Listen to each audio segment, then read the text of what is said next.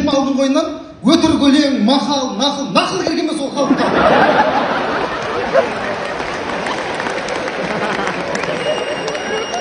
Әзіл ойнау керек, финалға өту үшін, хабарла.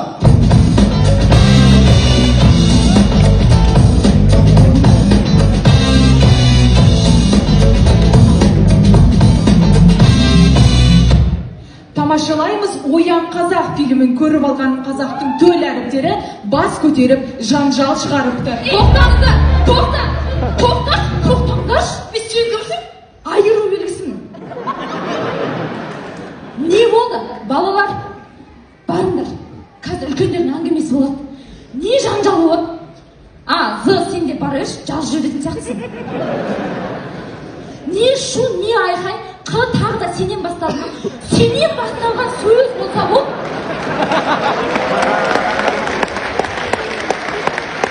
Сенен басталған сөз айтылса ол, қырғын жанжал болады. Саған не жетіспейді? Кетсем маған бәрі әйтеуір. Рахмет жігіттерге, күнде ауыздарында жүріп. Салам алейкум жігіттер. Рахмет. Айтмашы, бақытты жігіттерге де рахмет, мен де солардың ауыздарында жүрмін. Жоқ, риза екенсіздер, не үшін жанжалшы емеспіз? Мыналар біздің нанымыз жеп жүр, білесің ба? Мына хан шалшы, кеш мына хан. Брат, сен қай жерден көрген? Қаһарманда бірге служит еттік қой.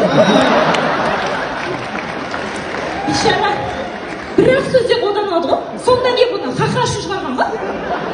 Айналайын, мен қазір уа рахматуллах деп айтамын.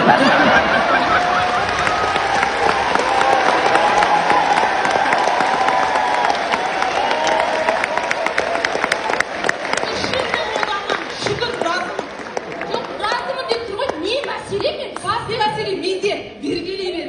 Мынау өз орнын білмейді. Мен өзімнің қалай айтылатынымды ұмытып та қалғам. Кім тыдайбетті басқан? Кері бас. Қысқасы, біз жазылуда бармыз, бірақ айтылуда жоқпыз. Бүкіл жерде жүретін осылар.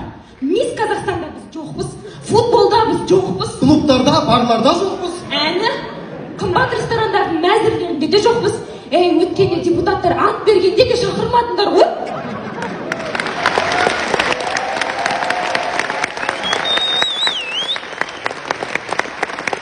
Жоқ, бір қарсылық танытсақ бол, бөлектеп жақшап алып тастай бересіңдер.